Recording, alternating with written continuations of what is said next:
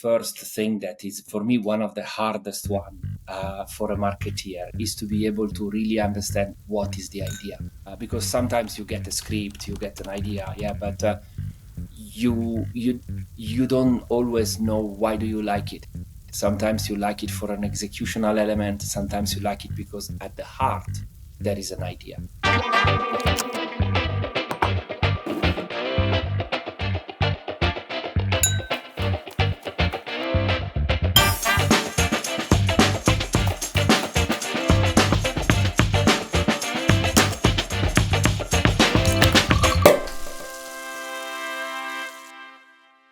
Hey Alessandro, thank you for accepting the invite and welcome to A Glass of Marketing with Joe. The concept is pretty simple. We usually have a glass of wine while we talk about marketing, of course, professional and personal growth. But before getting started, what are you drinking today?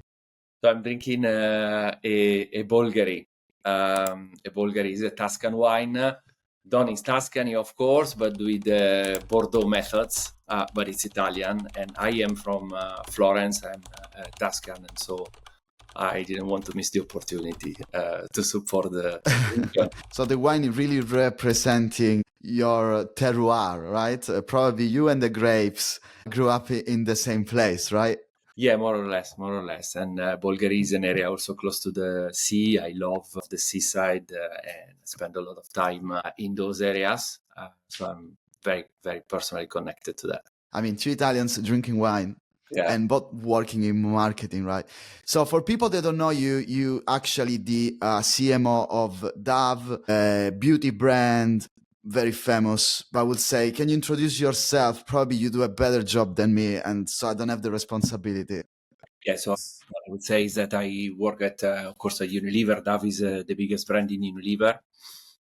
I've been working on different brand portfolios in the past, but my history with Unilever has been very much close to this brand. I was happy to be, I was lucky to be 20 years ago at the inception of the campaign for it, working in the US. And then throughout my career, I got back into managing parts of the brand until like 5 years ago, where actually I was again lucky enough to be appointed the head of the brand globally, the CMO of Dove. So of course my career has been very close to this brand and has very close also to my passion points, which is really demonstrating that there is no trade-off between profit and product profit and purpose, that you can have social impact and at the same time grow very fast, and actually that the social impact can accelerate your growth. And of course, Dove is a fantastic. So you started your career at Unilever.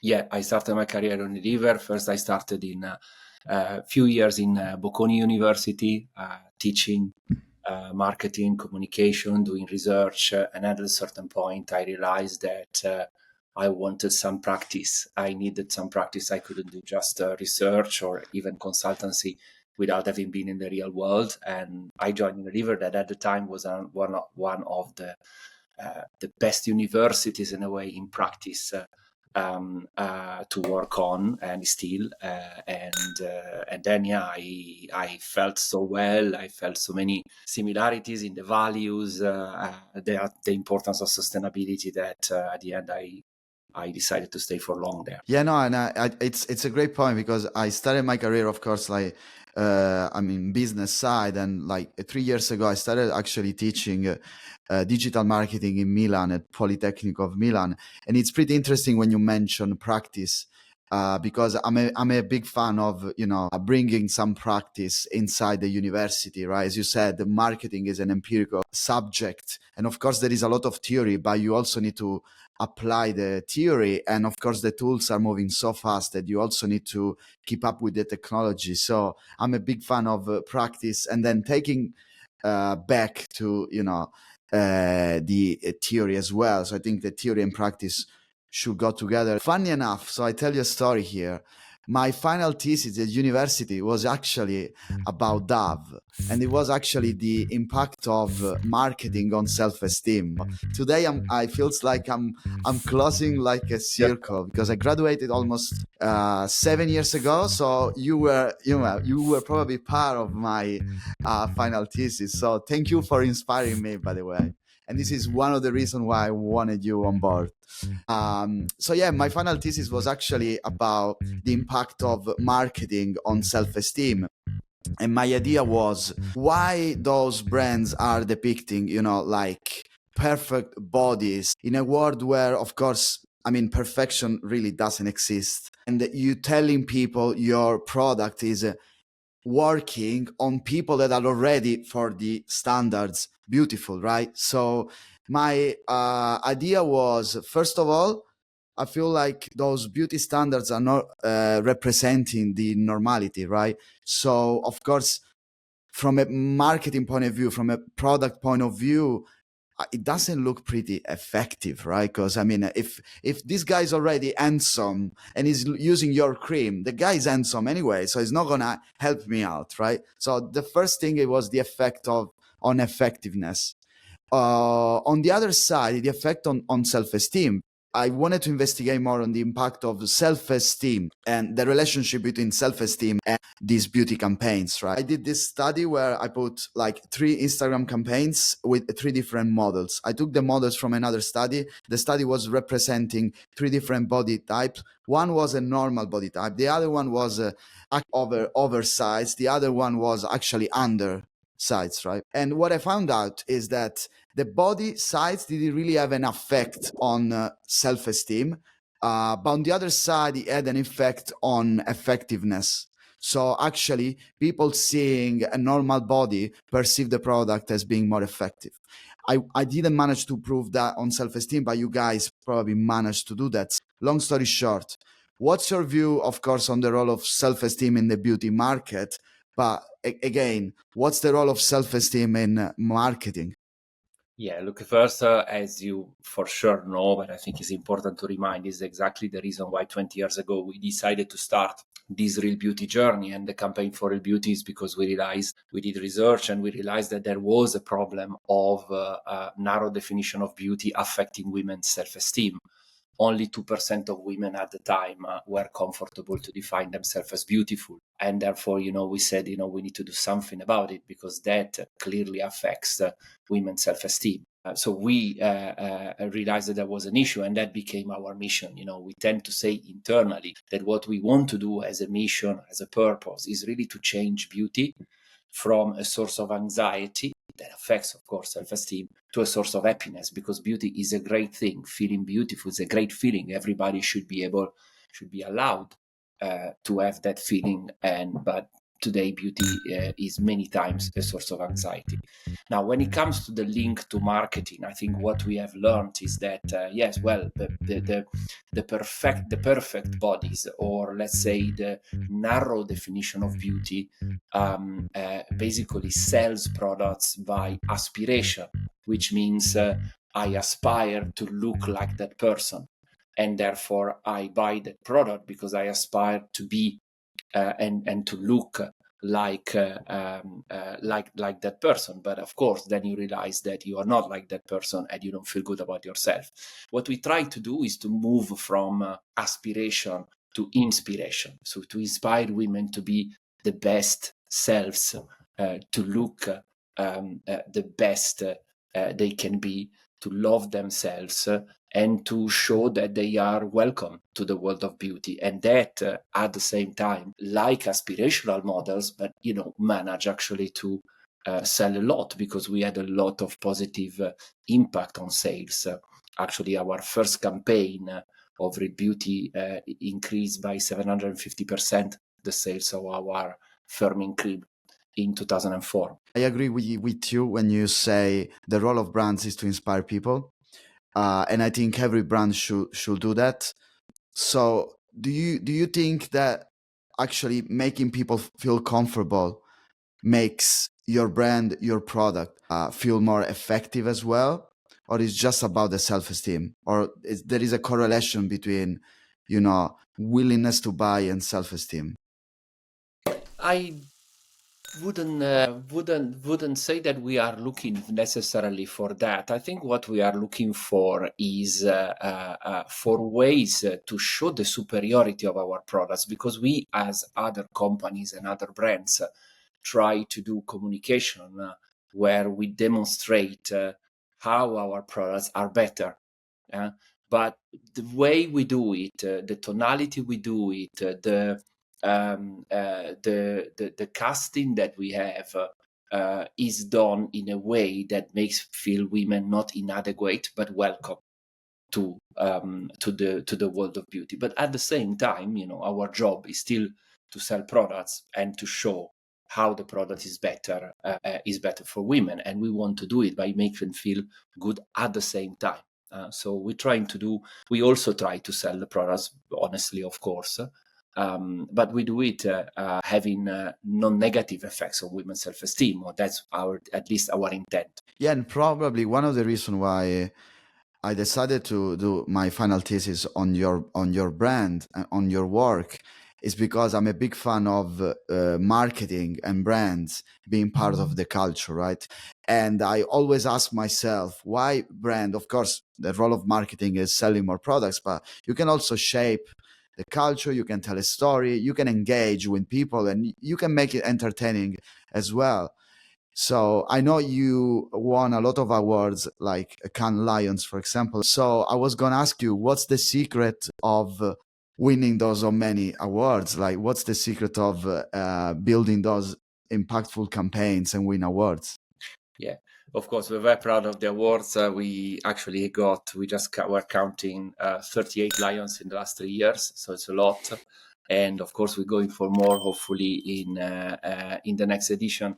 But of course, first thing is we do that for a reason. We do that to build brand talkability. We do it to build emotional connection for the brand, to have a social impact, for return of investment. We don't do it just for the ego of winning awards. And the awards campaigns, in a way, are important for us to achieve our business and social objective. We don't go just for the sake of the awards. It's important because sometimes you get the impression that maybe some people just go for the award. How do we do it?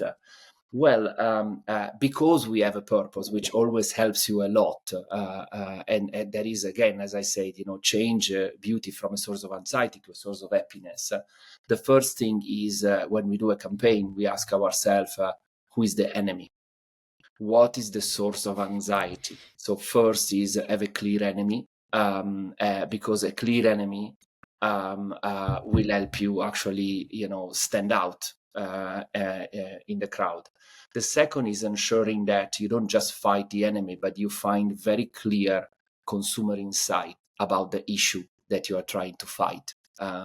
For example, just to make an example that is maybe a little bit sophisticated for non-marketeers, but for example, one of the campaign we have done recently was about the toxic content that you see online that actually reaches young girls. And we said our main insight is that not just the fact that there is a lot of toxic content out there, because I think moms know about that, but the fact that actually young girls, from the study that we have done, has much more influencer content, social content, than their moms themselves. So when you realize that is an issue out there, because young girls many times trust much more those influencers than people at home, then you start to worry about what could happen to them. So it's important to have a strong consumer insight. Three, leverage top talent in agencies, partner with agencies that are strong, but also demand the best talent in the agency to work with you. And finally, be uncompromising on creativity. It's very easy to kill an idea throughout the process. You need to identify how good is an idea, and at the same time you need to protect it. throughout the whole process is very easy, as I said, to kill it, especially when you have junior people leading creative process, and especially when you have committees, when you have a lot of people having opinions. And it's very important that there is one leader that takes the final decision when you do creativity. And it might seem an obvious thing, but this doesn't happen. And usually in big companies, there are a lot of people have a point of view. I really like the point on protecting ideas because if you think about it, right, it's usually top down, right? So usually someone has an idea and then you need to translate it, right? And in the process of translation, you get lost because, as you said, and it's great. It's very easy to kill an idea, and Absolutely. I agree. So I feel like how do you protect that? So usually is a lot of playbooks, I guess, a lot of it's like a religion, right? Because in my first episode we were talking about the power of branding, right? Because branding is important outside and inside, right? Of course outside because they need to recognize the brand, you need to have a purpose, it's good for the storytelling, you need to have consistency and everything else. But like inside the company, it's important as well because you need to make sure that everyone is looking at the same thing. How do you protect the ideas? Look, It's key. I think the first thing that is for me one of the hardest one for a marketeer is to be able to really understand what is the idea.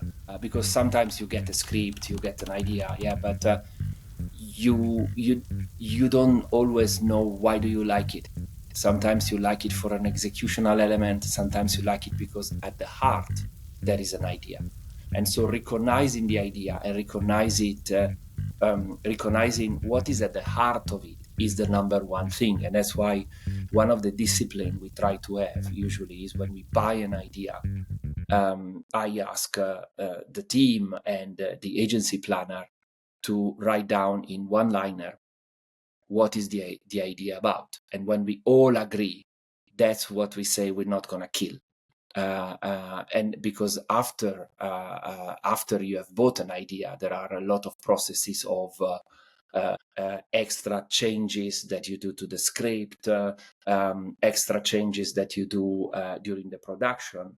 And if the whole team is not very clear, crystal clear about what is the idea about, it gets lost. And I can tell you, it happens many times. It happened to me many times. That's why the discipline of clarifying why we buy this idea and what it is really at its heart is critical. How much do you trust your agency partner then? Because of course, everyone talks about the brand, Dove, Unilever, but of course there is a lot of work behind the scene with the agency as well, right?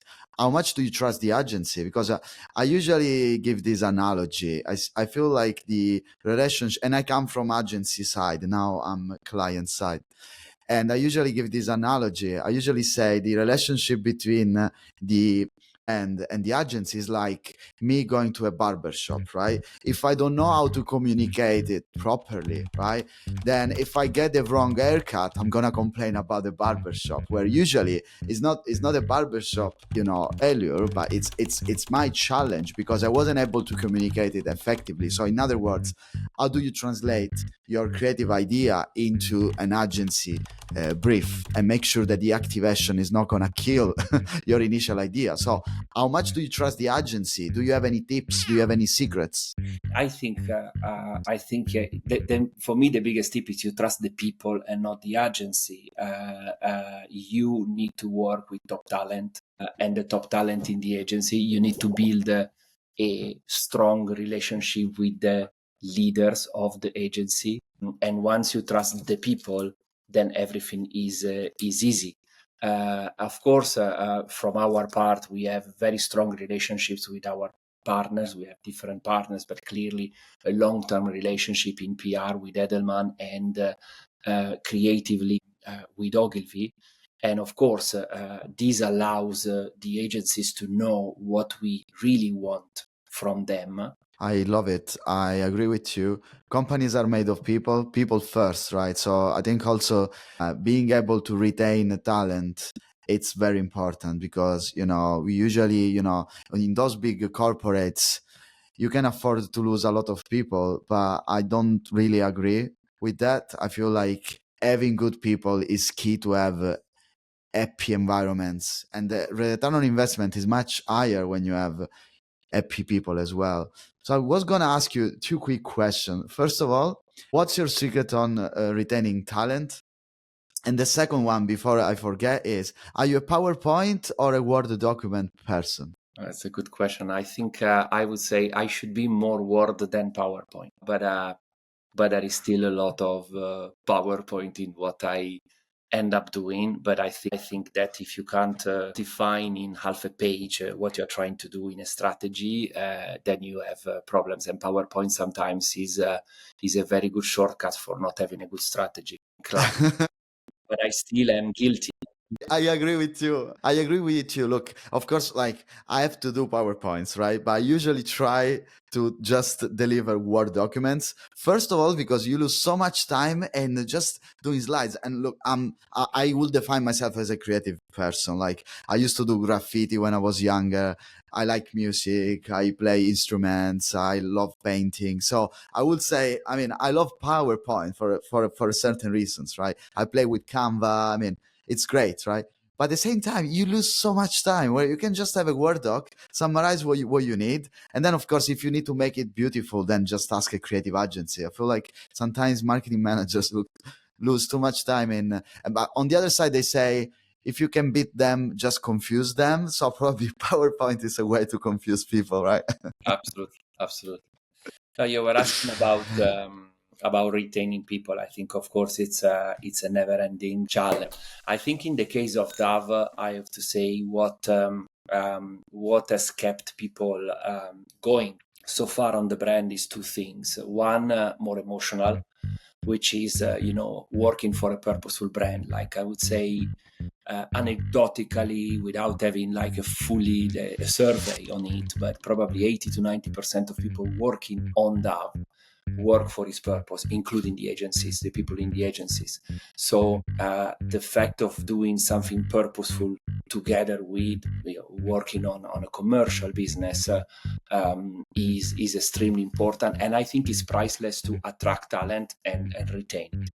The second one is we've been always quite obsessed about trying to be on the edge of the discipline of marketing, whether it's creativity and taking pride on Cannes, on the awards, or looking at where this discipline is going, what are the challenges of the marketing discipline, and trying to be choiceful about where we want to be ahead of the game and really go and get it, go and try to be ahead of the game. And so people have the feeling that they are learning.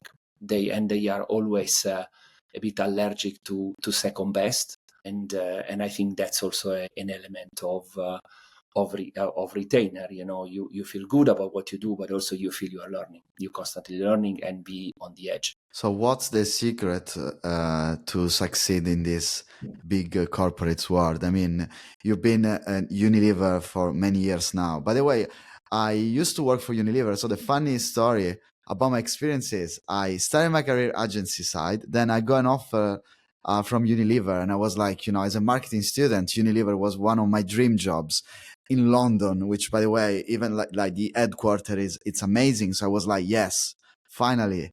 I go to Unilever. 6 months later, Unilever sells Lipton, and I get out of Unilever after just 6 months. But I can tell people I've been working for Unilever only for 6 months, but I've been working for Unilever. Being serious for a second, what's the secret of having success in these big corporates? Look, working for a big corporate, like anything, has advantages and disadvantages. There are disadvantages that, yes, sometimes there is politics, or let's say there are people with different opinions. There are stakeholders. You need to attract resources inside the company. You need to get people with you. So there is some extra work to achieve an outcome. On the other hand, there are many advantages. Big corporations, I'm thinking like my company, allow you to learn fast, to have really a structured learning, not just fast learning. You have a lot of kind of senior leaders from whom to learn as well.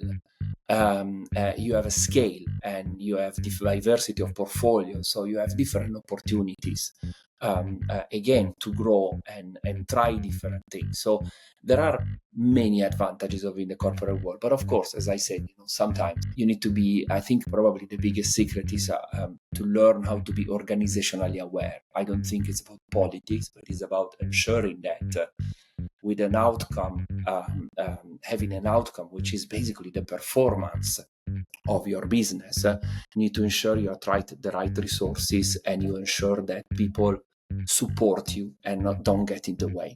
And I think, of course, there is always a balance between the positives and the negatives. I define it sometimes of my return of energy. You want to ensure that you have a good return on the energy you have, because if people are against the tide, then it gets difficult.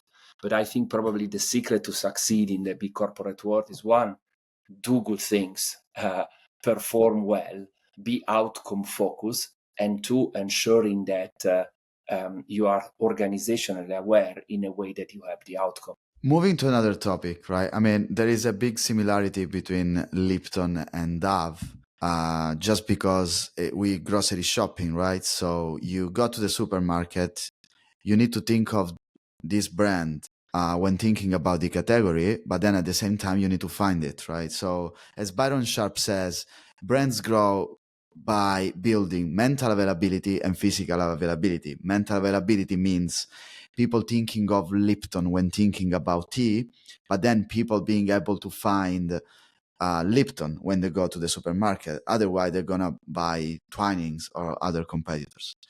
So, what's the secret of building mental availability first, and then what's your take on physical availability? What's the secret to build brands and make sure people are able to remember Dove instead of the competitor?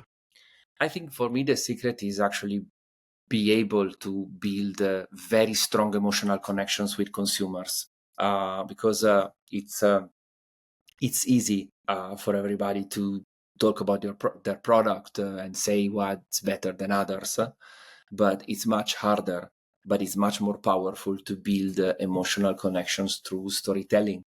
That's why for us, having a purpose, a point of view, a value system has been so important, because we have a point of view about things that matter to people, and these help us stand out. And standing out, which is really at the heart of mental availability, is one of the hardest things that a marketeer finds these days. There is a study in Kantar that says that in the last 10 years, across every single industry, the differentiation of brands has been going down the drain. And this is across every single industry. And I believe it's because what is happening with the fragmentation of media, even with AI, makes brands look less and less different. So the power of having a value system and have a powerful storytelling and connecting with consumers is priceless these days. Yeah, no, it's interesting. I totally agree with the role of having a purpose. But at the same time, I feel also message consistency plays a role in my mind, at least as a consumer, right? Because I never worked for Dove, but in my mind as a consumer, I see Dove always repeating the same message, even if in different ways. So you guys always tell different stories, but the message is always consistent. It's like, love yourself.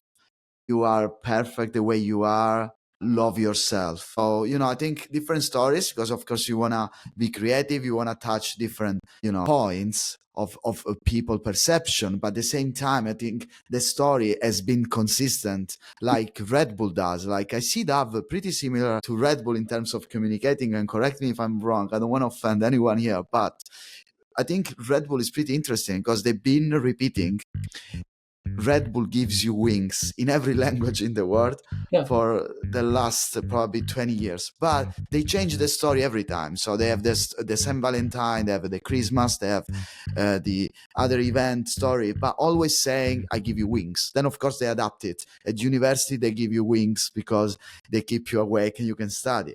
The sports, they give you wings because you can jump from a building and don't get killed and etc. Right? but the consistency of the message. Is it the same for you guys? No, completely. Because at the end, the role of a marketeer now, it's maybe not. I'm not saying it in a sexy way, but that's what it is to build memory structures. And of course, how do you build memory structures?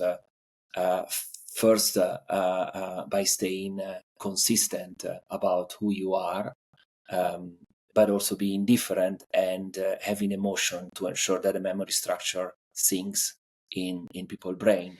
So really consistency is absolutely critical. And what we've been doing throughout the years, never to change the heart of our narrative. We change maybe the execution, we change the enemies. We move from lack of diversity and representation in media to social media threats. But we always talk about the context of, as you also were saying, making beauty a source of confidence, a source of happiness, and talking about girl self-esteem. Totally. And from the outside, it's pretty clear, right? Because you see those campaigns, but from the inside, how do you manage to keep that consistency? Because there must be people wanting to change the message every hour, right? How do you manage that?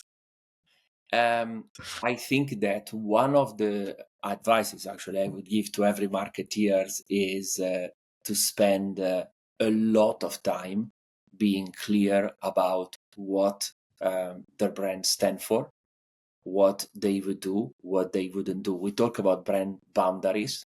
It's not only important to understand what you stand for, but where do you go, where you don't go, what you talk about in social media, what you don't talk about.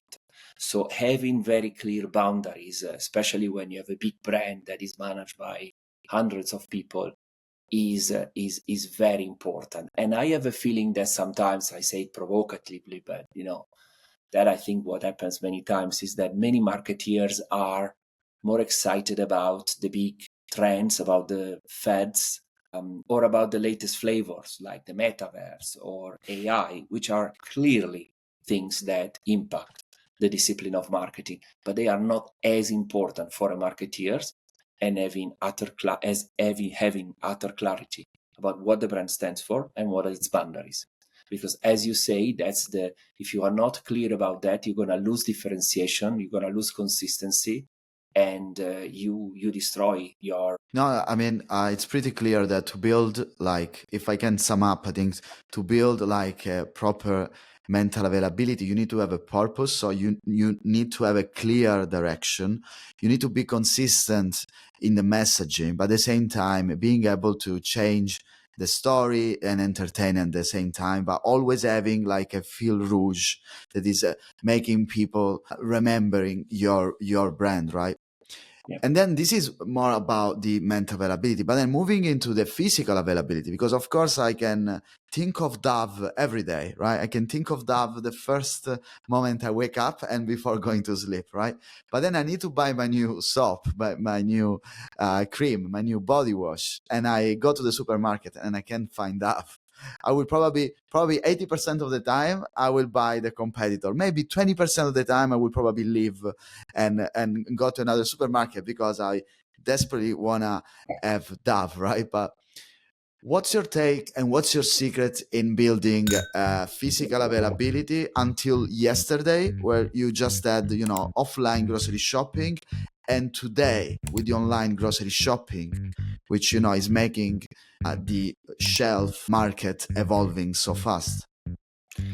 Yeah, I think that look, one of the most important things is to always have updated innovation, ensuring that your rate of innovation is very competitive, and you are always on trend, because that's also what customers want, to ensure that you grow the category for the customers, that you build a strong partnership with customers. And when it comes to online, I think one of the most important thing for us has been to realize that you need a different portfolio online that you have offline, or you need to be able to really differentiate on that. One example for me is China, that I think is much more ahead into how online has evolved. China is a place where we have a very, very different portfolio and an approach to investment for mental availability, depending on whether we talk about online consumers and offline consumers. So it's just about being sophisticated and gaining customer support. If you were gonna start an independent beauty brand today, how would you do it? Because I feel like, of course, branding is important, and I feel like today people really like the indie brands, like the new ones, because they're pretty cool. They might represent you because they're coming from a niche, right? So it can be very powerful, but then you need to find a brand.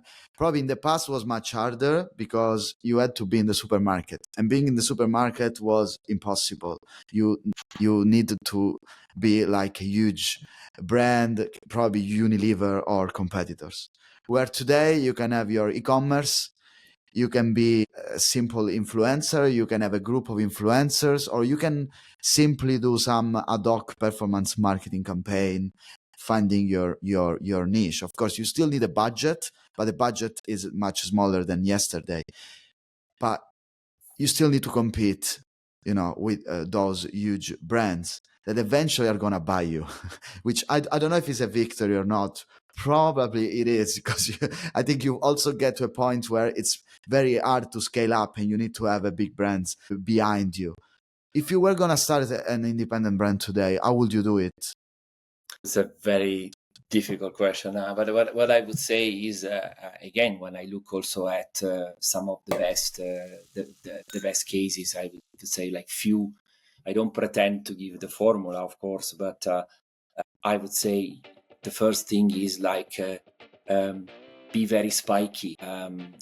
Start from a very sharp and spiky positioning, and it's much better to be loved by very few, but very loved, than to please everybody. And that's the strength of some of these independent brands. They can focus on niches of consumers, I would say on subcultures, on communities, and then build that through social media by building very strong community of loyal, very engaged consumers.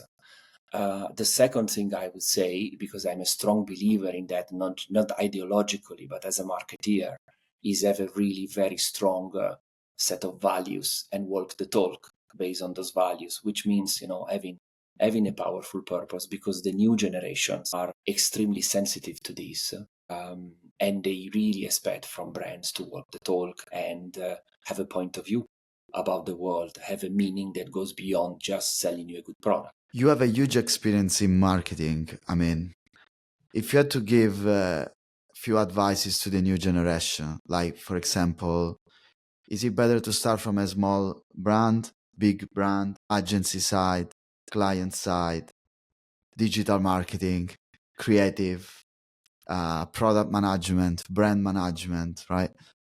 What's your suggestion? How can people find their talent?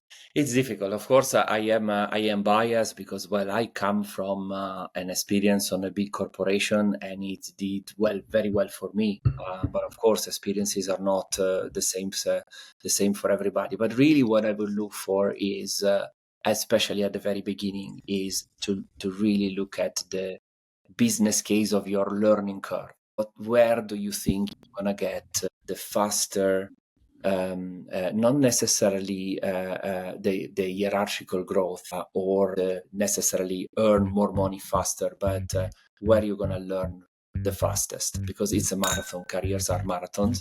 And I would really, really prioritize learning. Where can you learn faster and better?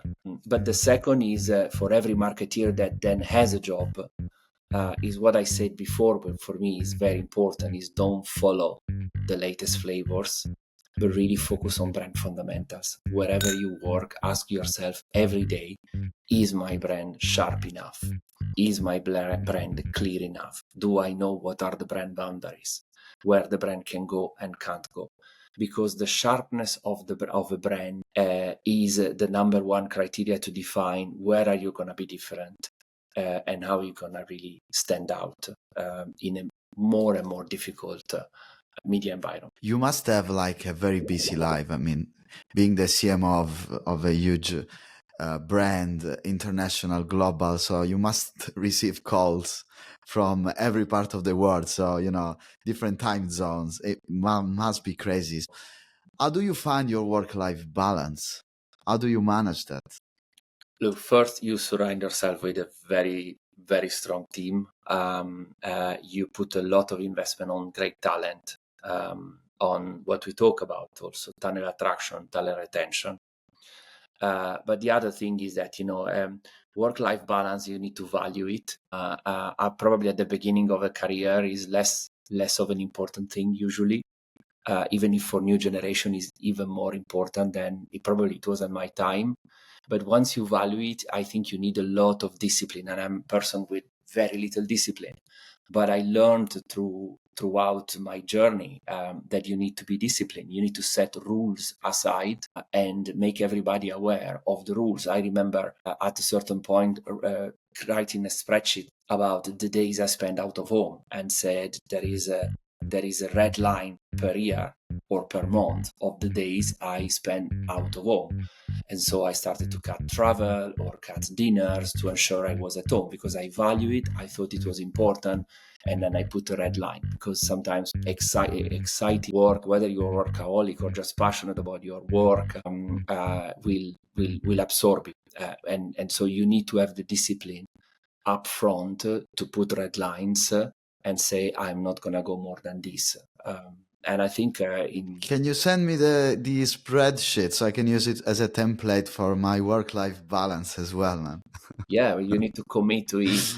It's not just the spreadsheet itself; it's just the deciding that this matters more. I know. Of And course, then last but not least, this is the usual topic we touch on this video podcast is what's your definition of success? Because I mean, a lot of people define success as, becoming CMOs, other people as getting lots of money, some other people just, getting a boat and going fishing every day for the rest of their life, which, is great.